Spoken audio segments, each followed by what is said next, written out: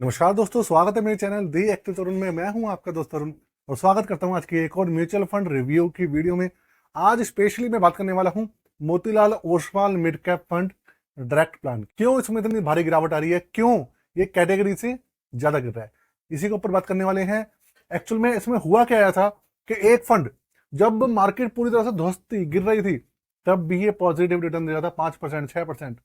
अभी ये लगातार गिर रहा है और सबसे ज्यादा गिर रहा है, मतलब सबसे ज्यादा गिरने वाले फंड्स में से एक है ये। तो भैया एक्चुअल में ऐसा क्या हो गया इसके अंदर, ऐसा क्या ही आफत आ गई कि हजारों लोगों ने इसके अंदर, लाखों लोगों ने इन्वेस्टमेंट किया हुआ है, एसआईपी की हुई है, लमसम किया हुआ है और इसमें नुकसान हो रहा है। तो इसी के ऊपर बात करने वाले हैं। तो दोस्तों शुरू करते हैं आज की वीडियो को। मैं हूं आपका दोस्त अरुण और स्वागत करता हूं आज की एक और वीडियो में। फंड का नाम है Motilal Oswal mid cap fund direct plan और इसके करंट एनएवी की बात करें तो देखिए करंट एनएवी इसका है 111 रुपए 16 पैसे। 111 रुपए इसका एनएवी पहुंच चुका है। पहले इसका जो एनएवी था वो ज्यादा था। मैं आपको बता देता हूं भाई कि इसका एनएवी कितना चल रहा था। इसका एनएवी 128 रुपए पे चल रहा था अपने हाइक पे। अब 128 रुपए से टूट टूट के 111 रुपए पे। तो आप ये सोचिए, उसके बाद सीएजीआर जो है इसका, जब से लॉन्च हुआ है तब से अभी तक का जो सीएजीआर निकाल के आ रहा है वो है 24.57%, 24.5%। और पहले 26.5% के आसपास सीएजीआर हुआ करता था, ये भी 2% गिर गया है। 12 साल का है ये।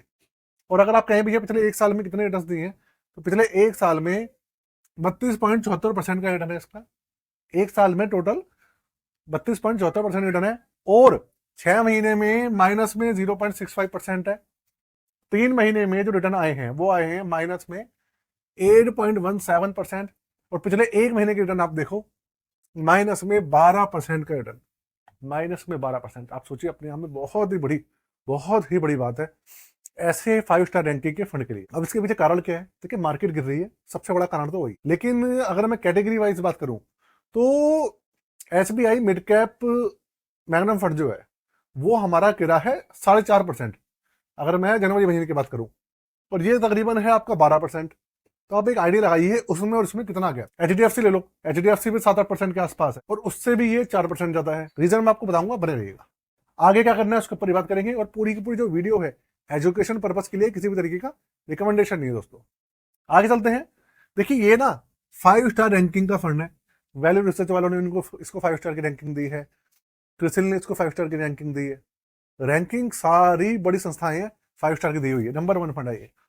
दूसरी बात, 3 साल में 29.74% का मैसिव रिटर्न है। आगे जो बेंचमार्क से चलता है वो है निफ्टी मिड कैप 150 टीआरआई, ये इसका बेंचमार्क है। तो दूसरे फंड्स हैं उसका भी सेम है। अब वीडियो में आगे बढ़ूं उससे पहले दोस्तों एक चीज का ध्यान रखिए, जितने मेरे भाई नए हैं जो इस वीडियो को देख रहे हैं या पुराने भी हैं, भाई वो अपना पोर्टफोलियो जरूर ठीक करवा लें। अगर नया पोर्टफोलियो बनवाना है तो नया पोर्टफोलियो बनवा ले। अब मार्केट चढ़ना शुरू होगी, चढ़ भी रही है और चढ़ना शुरू होगी।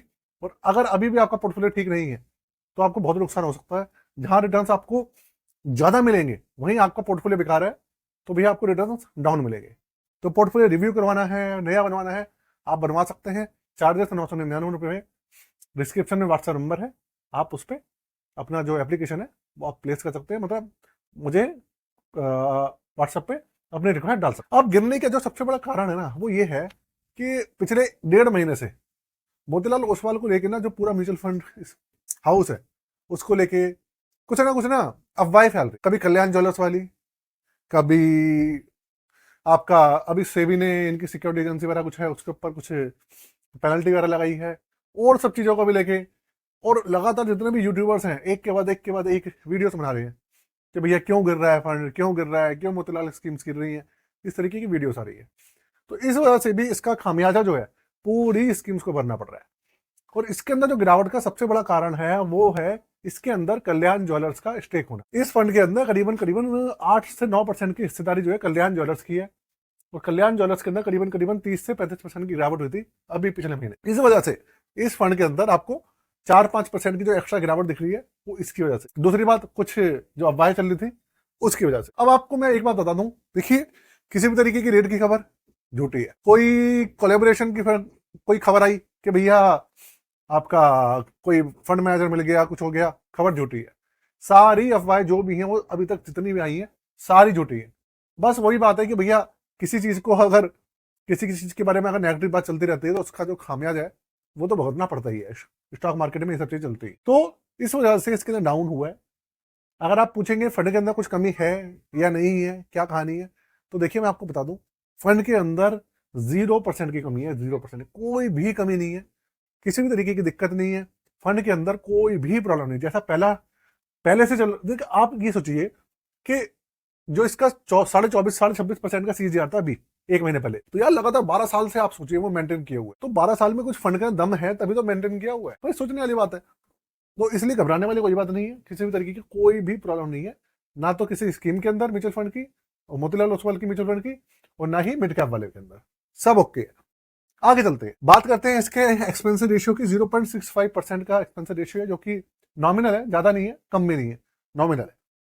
एग्जिट लोड है 1%, एक साल से पहले निकालेंगे तो 1% चार्ज, एक साल के बाद 0%। और AUM जो है इसका वो है 24,488 करोड़ रुपए, 25,000 करोड़ के आसपास का इसके अंदर ना आप ही समझ लीजिए टोटल इन्वेस्टमेंट है। AUM 500 रुपए से SIP चालू होती है और 500 रुपए से इसके अंदर लमसम चालू हो जाता है। अब मैं बात कर रहा हूँ इसके पोर्टफोलियो के बारे में, जिससे कि आप थोड़ा सा समझ पाए इस फंड के बारे में। पोर्टफोलियो का जैसे जैसे आपका पोर्टफोलियो होता है ना, बहुत सारी स्कीम्स, बहुत सारे स्टॉक्स में इन्वेस्ट करते हैं, ऐसे ही इसका भी पोर्टफोलियो होता है। तो अभी की पोजीशन में आपको बता दूं, इनका 75% पैसा इक्विटी में लगा हुआ है और 25% पैसा इन्होंने कैश रखा हुआ है अपने पास, मतलब इन्होंने सेलिंग वगैरह करी है, तो 25% पैसा इनका मार्केट में नहीं है।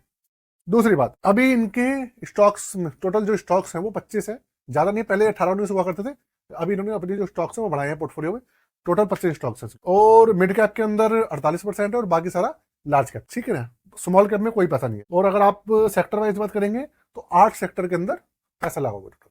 तो आप देखो मिड कैप कैटेगरी का फंड है, 8 सेक्टर में पैसा लगा हुआ है और लगातार परफॉर्मेंस भी दे रहा है, और भाई एक्सपेंसिव रेशियो भी ठीक ठाक है, कोई ज्यादा नहीं है कोई कम नहीं है, ये सब चीज आप देखिए। तो ये सारी की सारी इसकी कहानी होने वाली है। 10 साल के रिटर्न से बता दूं मैं आपको एक बार कि भैया 10 साल में कितना CAGR इसका। 10 साल में अगर आप इसका CAGR देखेंगे तो वो भी करीबन 20% के आसपास, मतलब रिटर्न तो इसके भैया कुल मिला के अच्छे ही हैं, रिटर्न में किसी भी तरीके की दिक्कत परेशानी नहीं है, ये देखने वाली। तो दोस्तों अगर आप बात करें इसके कॉन्स की, तो देखिए कॉन्स यार ऐसा कुछ नहीं है, मुझे तो अभी इस फंड के अंदर कोई कौन उस तरीके का दिखा नहीं। हाँ, एक्सपेंसिव रेशियो इनको कम करना चाहिए, 0.55% के आसपास होना चाहिए, और ये जो अफवाहें वगैरह उड़ रही हैं इसका थोड़ा सा इनको खामियाजा भुगतना पड़ा है बस।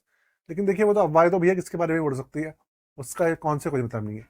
पॉजिटिव की बात करेंगे, 5 स्टार रैंकिंग है, CAGR बहुत अच्छा है, 1 साल का रिटर्न देख लो, 3 साल का रिटर्न देख लो, और आपका AUM देख लो, सब तरीकों से भैया नंबर 1 है, हर तरीके से ओके है। तो दोस्तों इसी तरह की रिव्यूज के लिए, वीडियोस के लिए हमारे साथ बने रहिएगा यार, और हमें अपना प्यार देते रहिएगा, और चैनल को सब्सक्राइब करना आज के लिए जय हिंद।